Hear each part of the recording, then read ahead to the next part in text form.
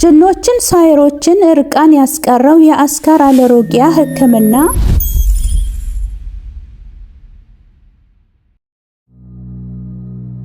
ይህ የቀልብ ዶክተር ድምጽ ነው። አልሐምዱሊላህ። ታካሚዎቻችን የሚድኑ በእኛ ኃይል እንዳይመስሎት፣ በአላህ ኃይል ብቻና ብቻ ነው። ከቀልብ ዶክተር ዓላማ ውስጥ የአላህን ተአምር ማንገስ ዋነኛው ነው። በየጊዜው በቀልብ ዶክተር ታክመው መዳናቸውን ማመን እስከሚያቀታቸው ሲቃይ የተናነቃቸው ሲገልጹ የአላህ ተአምር ምን ያህል የገዘፈና ግልጽ እንደሆነ ያሳየናል። ከህመም ወደ ጤነኝነት፣ ከጭንቀት ወደ ደስታ፣ ከጨለማ ወደ ብርሃን፣ ካላሰቡበት ወደ ስኬት የደረሱት በአላህ ተአምር ቢሆን እንጂ።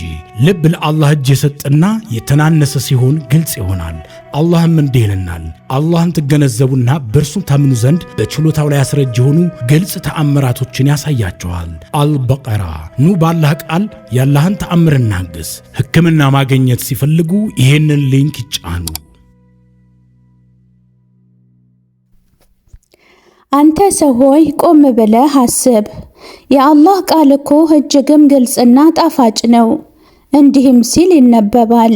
ሱራ አልበቀራ بعد أعوذ بالله من الشيطان الرجيم فاذكروني أذكركم واشكروا لي ولا تكفرون صدق الله العظيم።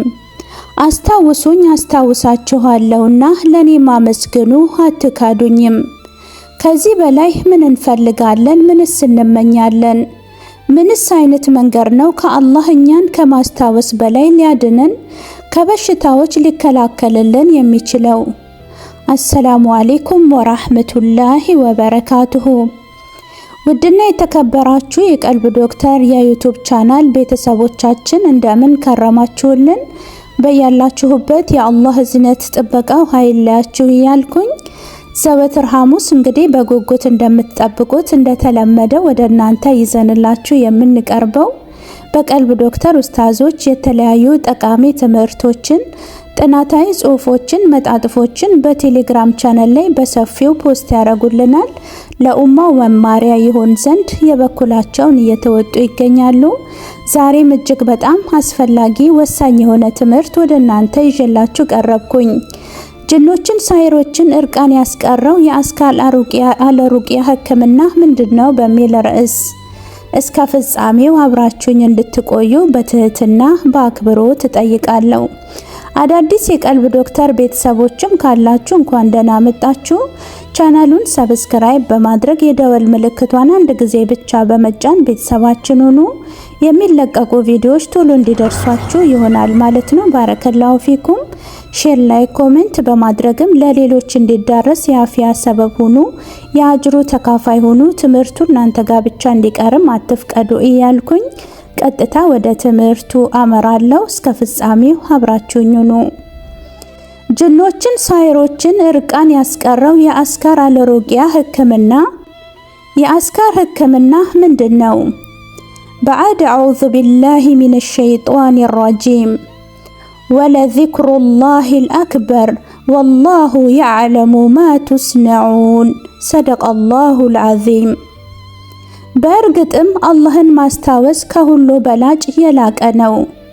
إن الله وملائكته يصلون على النبي يا أيها الذين آمنوا صلوا عليه وسلموا تسليما اللهم صل على سيدنا ومولانا محمد وعلى آله سيدنا ومولانا محمد። በዚህ ዘመን ማንም ሰው ራሱን መጠገን ይችላል። ሲበርድህ ትለብሳለህ፣ ሲርብህ ትበላለህ፣ ሲጠማህም ትጠጣለህ። አንቺም ብትሆኚ ሲበርድሽ ትለብሻለሽ፣ ሲርብሽ ትበያለሽ፣ ሲጠማሽም ትጠጫለሽ።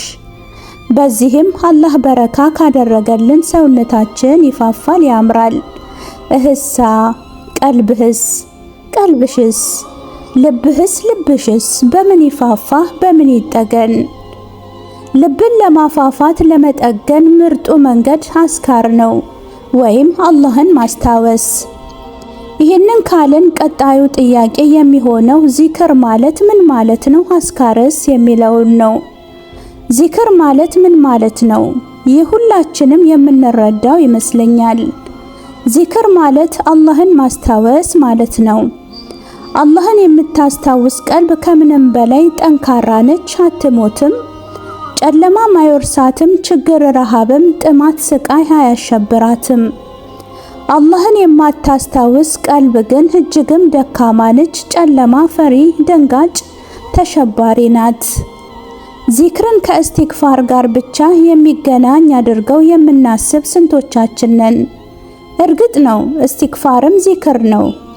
ግና አላህን ማስታወስ ዱዓንም ጨምሮ ዚክር መሆናቸውን ልናውቅ የግድ ይለናል።